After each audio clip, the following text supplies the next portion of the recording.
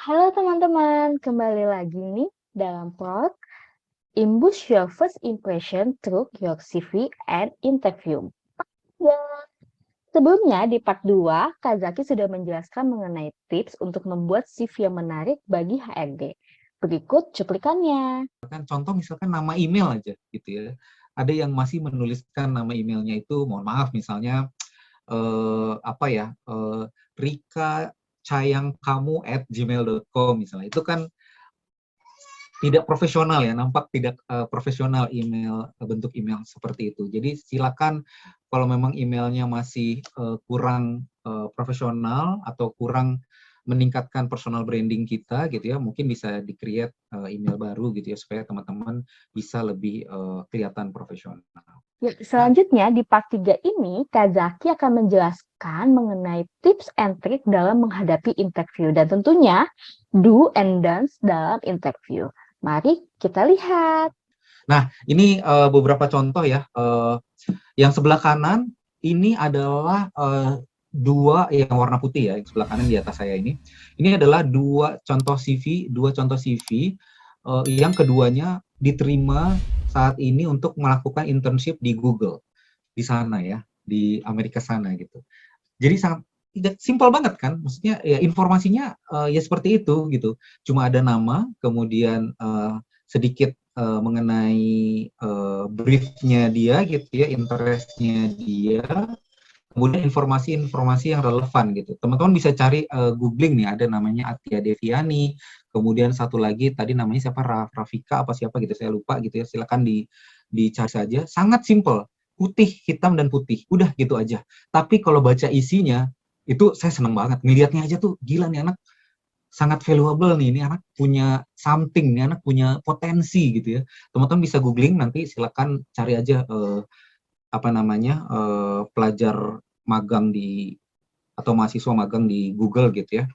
Jadi teman-teman bisa baca gitu ya. Jadi kalau kita lihat nih yang warna putih ini sangat to the point gitu ya, to the point. Jadi dia mau menyampaikan apa, mau membranding dirinya seperti apa, kemudian informatif gitu ya, karena jelas di situ dia achievementnya apa saja, dia ngapain aja gitu ya, kemudian latar belakang pendidikannya seperti apa, kemudian relevan dengan posisi yang dituju ya. Jadi sekali lagi CV itu harus relevan dengan posisi yang dituju. Saya sering banget mendapatkan CV yang saya yakin ini CV pasti disebar ke hampir seluruh organisasi yang dia apply, karena informasinya benar-benar sangat umum gitu ya, tidak spesifik untuk posisi yang dituju gitu ya. Nanti saya akan ini ya, akan kasih tipsnya gitu ya. Intinya adalah teman-teman harus riset dulu. Jadi CV itu harus beda-beda dong. Ya bisa jadi harus beda-beda. Kan posisi yang kita apply bisa jadi berbeda-beda juga gitu ya. Saya mau apply ke Pertamina untuk posisi MT misalnya, atau kalau kami disebutnya sebagai BPS gitu ya, bimbingan profesi sarjana. Silakan di googling tuh, riset gitu kan. Profil BPS itu seperti apa sih, profil kayaknya informasi udah banyak banget di internet gitu ya. Itu kayak gimana? Atau saya apply ke bank sebagai kredit analis, seorang kredit analis itu harus punya kemampuan apa sih dan lain sebagainya. Nah, silakan tuangkan CV mengenai diri kita yang relevan dengan jabatan itu. Gitu. Nah, kalau yang di sebelah kiri gitu ya, ini yang menurut saya mungkin dia niatnya pingin terlihat atraktif gitu ya, menarik, dibikin warna-warni dan lain sebagainya, tapi justru menurut saya informasinya malah kurang, informasi yang dibutuhkan gitu oleh HR gitu. Kalau kita lihat ini color block gitu ya, ada warna kuning, ada warna biru, tulisannya warna hitam dan lain sebagainya. Ada gambar-gambar bahkan tuh ya, icon-icon gambar dan lain sebagainya. Terus kemudian tadi yang saya sampaikan, ini data pribadinya terlalu detail gitu ya, ada tinggi dan berat badan, ada agama, ada status pernikahan dan lain sebagainya. Itu tidak relevan kalau menurut saya, tidak penting sebenarnya untuk dituliskan di dalam CV gitu. Terus kemudian ini sosial media. Nah, sosial media sekali lagi tidak semua organisasi membutuhkan informasi sosial media Anda. Apalagi ternyata sosial medianya gitu ya. Tanpa Anda cantumkan sosial media, sebenarnya HR juga melakukan konfirmasi sih dengan apa namanya di sosial media gitu ya. Kecuali memang sekali lagi, kecuali industri ataupun perusahaan yang Anda apply memang membutuhkan informasi mengenai sosial media gitu ya. Kemudian skill dan pengalaman kerja atau organisasinya tidak terekspos justru gitu ya. Ini penting gitu ya, terutama untuk teman-teman fresh graduate. Makin Anda memiliki pengalaman organisasi gitu ya dengan exposure yang cukup banyak gitu ya, itu tentunya akan memberi added value buat Anda gitu. Dan dengan seperti ini kita bisa lihat kan mana CV yang sekiranya informatif, mana CV yang sekiranya ya akan menjadi 9 dari 10 CV yang akan kita lewatkan, seperti itu. Oke, kita lanjut ke tema yang berikutnya kali Mbak Umi ya. Ini terkait dengan sesi interview. Teman-teman masih boleh bertanya tentang CV ya, silakan di kolom chat dituliskan kalau memang ada yang ingin tanyakan terkait dengan CV. Nah, interview juga tidak kalah penting, bahkan sangat penting ini justru gitu ya. Sekarang mungkin di era pandemi banyak interview dilakukan secara online gitu, tapi tentunya tidak mengurangi tujuan ataupun maknanya. Tadi di awal saya sudah memberi hint pertanyaan gitu ya. Sebenarnya apa sih perbedaan antara interview dengan HR ataupun HC dan interview dengan user gitu.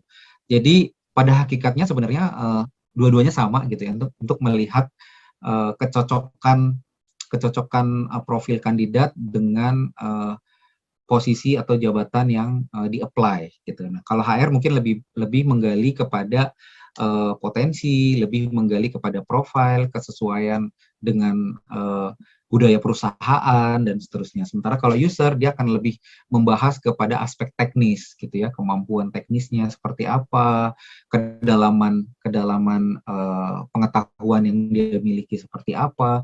Itu user tuh bidangnya user. Karena kan user pasti ingin mendapatkan kandidat yang menurut user itu dia ready to work gitu kan ya, udah siap pakai lah istilahnya seperti itu. Saya nggak perlu repot-repot lagi buat nge-develop dia dan lain sebagainya gitu ya.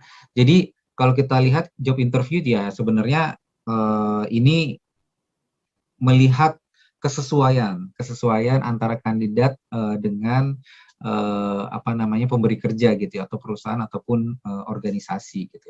Nah yang di-expect tentunya dari seorang kandidat ya at least ada 3 hal inilah gitu ya, attitude, knowledge sama skill gitu ya. KSA ya, knowledge, skill, attitude gitu. Nah 3 hal inilah yang menggambarkan ability atau kompetensi seseorang ketika akan apply di dalam suatu organisasi. Ini beberapa tips yang bisa saya sampaikan ketika teman-teman akan melakukan interview gitu. Mungkin gambarnya animasinya perempuan gitu, tapi ini bisa di-apply ke teman-teman laki-laki juga tentunya gitu ya.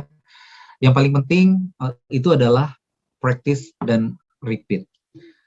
Latihan berulang kali, ulangi, latihan, ulangi gitu ya. Kalau ada kaca, latihan. Kenapa latihan di kaca itu penting? Karena gesture, kemudian mimik, dan lain sebagainya itu menjadi salah satu bahasa komunikasi juga sebenarnya. Jadi itu menjadi penting. Itu benar-benar melatih tingkat kepercayaan diri kita sebenarnya. Kemudian get ready ahead of time, jadi perhatikan baju apa yang mau kita pakai, terus kemudian kalau online gitu ya, latar belakang atau background yang mau akan kita gunakan dan lain sebagainya itu juga harus diperhatikan. Kemudian try to stay calm, itu udah pasti gitu ya, makanya harus praktis gitu ya, latihan gitu ya. Kemudian research the company. Oh my god, ini penting banget. Ini penting banget. Baru aja terjadi sama saya di tahun lalu ketika interview untuk kandidat-kandidat BPS gitu ya. Ternyata banyak yang nggak tahu mereka mengenai company atau perusahaan atau organisasi yang dia apply. Nggak tahu industrinya bergerak di bidang apa, nggak tahu produk-produk dari perusahaan itu apa gitu ya, dari organisasi itu apa, kemudian bisnisnya ada di mana dan lain sebagainya. Kita lagi growth atau lagi turun dan lain sebagainya itu mereka nggak tahu. Isu-isu apa yang lagi berkembang mengenai perusahaan ini itu juga dia nggak tahu. Sayang gitu loh. Jadi kayak seperti datang interview seperti nothing tulus aja jadinya. Padahal kan itu bisa menjadi salah satu bahan diskusi kita pada saat interview nanti. Kemudian on time itu sudah pasti baik interview online maupun interview offline gitu ya. Itu sudah harus penting dan follow up after the interview. Jadi pastikan teman-teman memfollow up, mengupdate gitu kan, kira-kira sudah bagaimana perkembangannya, hasilnya seperti apa, dan kalau memang ada hal yang perlu ditindaklanjuti gitu ya, kan karena ada beberapa organisasi yang setelah interview, tolong dikirimkan misalkan KTP atau BPJS, kartu BPJS dan lain biasanya ada seperti itu ya. Nah itu silakan di follow up sesuai dengan kebutuhan organisasinya. Nah ini beberapa common interview questions gitu ya, pertanyaan yang biasanya diajukan nih ke kandidat gitu ya pada saat dilakukan sesi interview gitu ya. Dan ini sangat tricky sebenarnya pertanyaannya gitu. Kebanyakan dari sesi interview jarang banget pertanyaannya itu close question. Close question itu contohnya yes no question, itu adalah close question ya, yang hanya cukup dijawab dengan yes atau iya atau tidak saja. Tapi kebanyakan pertanyaannya adalah open questions. Seperti ini gitu ya. Ceritakan tentang diri kamu, kemudian apa yang kamu tahu tentang perusahaan ini misalnya. Apa aja sih pencapaian-pencapaian yang pernah kamu capai dan seterusnya. Jadi kebanyakan itu adalah open question, open question. Kayaknya sekarang saat ini juga banyak banget beredar tutorial-tutorial gitu ya, ataupun tips-tips untuk menghadapi interview. Kalau ada pertanyaan ini jawabnya begini ya, kalau ada pertanyaan ini jawabnya begini dan seterusnya ya. Di TikTok banyak, kemudian di YouTube banyak gitu, kemudian bahkan beredar di WA group dan seterusnya gitu. Nah, jadi teman-teman bisa belajar dari situ. Untuk mendapatkan inspirasi silahkan belajar dari situ. Tapi sekali lagi gunakan bahasa sendiri gitu ya, gunakan bahasa sendiri, ceritakan yang memang sesuatu yang kita alami gitu, atau sesuatu yang kita lakukan. Jadi gunakan bahasa sendiri. Jadi inspirasinya boleh dari video-video itu gitu, tapi harus menceritakan berdasarkan apa yang kita refleksikan atau pernah kita alami atau pernah kita lakukan. Karena ketika kita menggunakan bahasa orang lain, ketika kita mengambil inspirasi kemudian menggunakan cerita orang lain itu sebagai materi interview kita, itu pasti ketika digali itu nggak akan keluar. Jadi interviewer sekali lagi memiliki kemampuan, memiliki kompetensi untuk mengidentifikasi cerita-cerita mana yang memang ini sangat template gitu ya, sangat template artinya wah ini kayaknya semua orang jawabnya kayak gini gitu kan ya, tapi nggak ada yang spesifik tentang dirinya sendiri ya. Jadi sekali lagi ini salah satu tipsnya, misalnya teman-teman menjawab dengan metode STARS nih. STARS ini situation, task, action, dan result gitu ya terhadap suatu pertanyaan. Situasinya seperti apa sih waktu itu yang dihadapi? Misalnya pertanyaannya adalah, kamu pernah nggak sih menghadapi situasi sulit misalnya gitu ya, di kampus atau di rumah atau di pekerjaan sebelumnya gitu kan. Ceritakan situasinya, S-nya ya, ceritakan situasinya seperti apa. Oh iya, waktu itu ternyata misalkan di bulan Desember pencapaian sales saya misalnya belum menyentuh angka 90%, masih ada di angka 70% misalnya gitu ya. Nah, padahal saya waktu itu bertanggung jawab untuk melakukan bla bla bla bla bla bla bla. Nah, baru ceritakan actionnya. Actionnya apa yang Anda lakukan? Oh, saya melakukan ini dan resultnya apa? Nah, lesson learn yang bisa Anda dapatkan apa?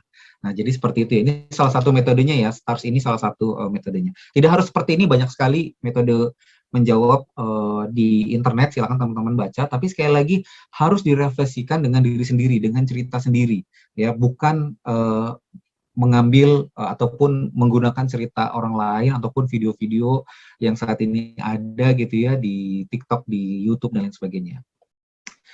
Nah, ini saya langsung skip aja ke yang sini gitu ya. Ini beberapa hal nih Mbak Umi yang kira-kira teman-teman harus perhatikan do and don'ts-nya gitu ya, do and don'ts-nya gitu ya ketika teman-teman melakukan sesi interview gitu ya. Do-nya saya yang sisi sebelah kiri dulu gitu ya.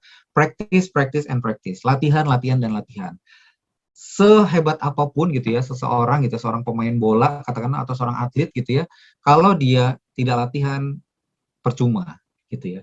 Jadi istilahnya sesi interview itu kan sebenarnya medan tanding gitu ya, medan bertanding gitu ya.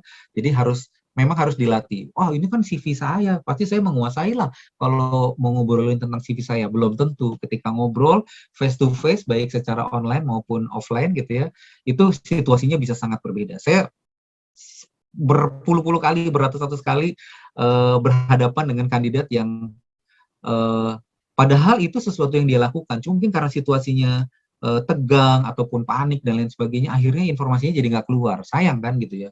Jadi keringat dingin, keluar keringat-keringat sebiji jagung dan lain sebagainya. Kemudian yang kedua adalah riset nih, sekali lagi ya, riset tentang perusahaannya, tentang organisasinya, tentang posisinya gitu ya, posisi yang dituju maksudnya gitu ya, dan tentang isu-isu ataupun update-update yang terjadi ataupun yang relevan dengan posisi ataupun perusahaan yang kita lamar. Kemudian nah ini yang cukup penting juga karena ini kaitannya misalnya dengan kondisi pandemi gitu ya, banyak interview dilakukan secara online. Pastikan teman-teman melakukan technical backup gitu ya. Karena kemarin saya kemarin selama tahun 2021 gitu ya, saya banyak sekali melakukan sesi interview dengan para kandidat gitu ya. Ada aja yang pasti kendala teknis lah gitu. Karena kita nggak pernah tahu ya, misalnya tiba-tiba hujan atau mati lampu, wifi-nya drop gitu kan.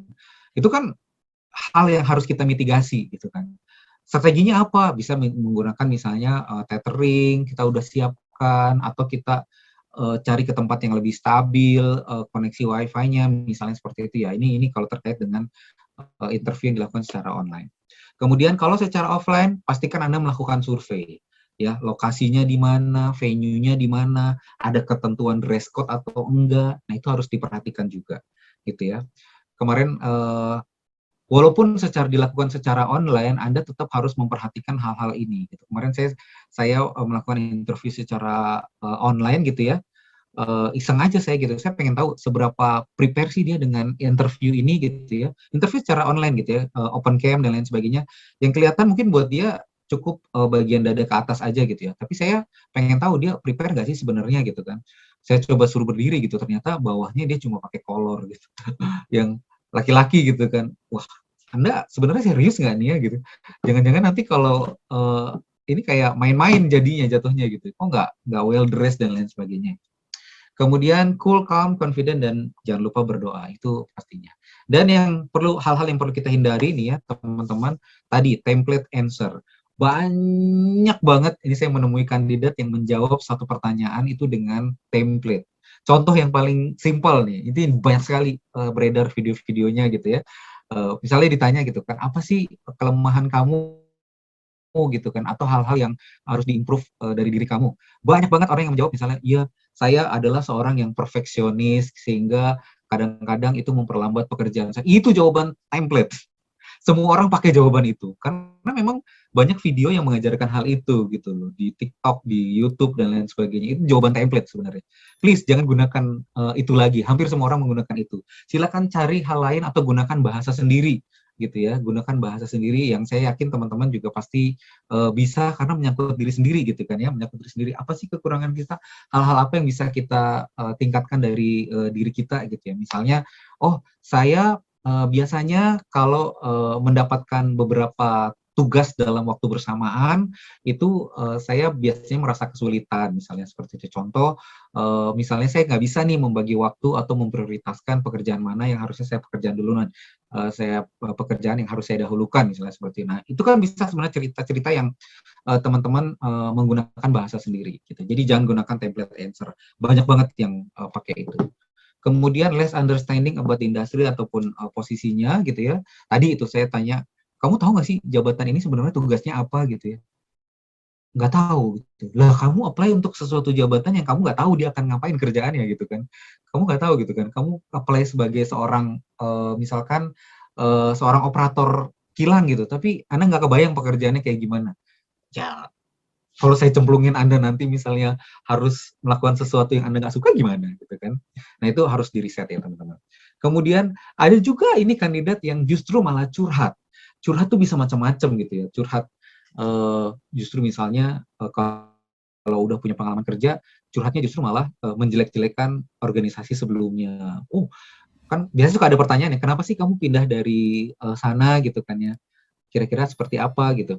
Iya, soalnya saya capek banget, bos saya tuh begini, begini, begini, begini. Ujung-ujungnya jadi curhat gitu kan. Lagian di sana tuh bonusnya juga kurang. Saya nggak dibayar-bayarin lembur saya, gini-gini. Wah, wah itu udah pasti kalau saya ya gitu. Kalau saya sih, aduh, ini dia orang ini pasti punya potensi melakukan hal yang sama terhadap organisasi kita nanti, gitu ya. Once dia akan menemukan satu kelemahan dari organisasi kita, dia akan melakukan hal serupa juga nantinya.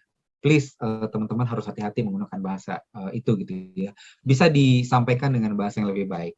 Kemudian tadi selanjutnya adalah untrue story. Jadi cerita yang sebenarnya bukan dari dirinya sendiri. Jadi hati-hati dari setiap statement yang kita sampaikan pada saat sesi interview, bisa digali hal yang lebih dalam gitu loh. Jadi kalau memang itu yang teman-teman lakukan, pasti teman-teman akan dengan lancar nih ceritanya. Oh iya Pak, tadi saya begini-begini.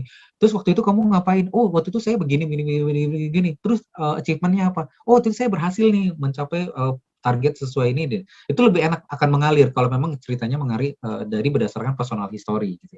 Tapi kalau ceritanya mengada-ngada ataupun menggunakan cerita orang lain gitu ya, terinspirasi boleh, tapi kalau itu digunakan dalam sesi interview yang sebenarnya tidak kita lakukan gitu kan ya, nah itu bisa berbahaya. Kemudian yang terakhir adalah terlambat dan tidak proper gitu ya secara appearance. Baik, sekian dahulu untuk Prods Imbus Your First Impression through Your CV and Interview. Terima kasih kepada Kak Zaki atas materi menariknya. Semoga dapat bermanfaat untuk kita semua. Bagi semua teman-teman yang ingin meningkatkan soft skill, bisa cek langsung dalam web kami dayamitra.com. Teman-teman juga bisa menyumbangkan ide materi webinar Prods selanjutnya di kolom komentar loh. Sampai jumpa di materi Prods selanjutnya. Bye-bye.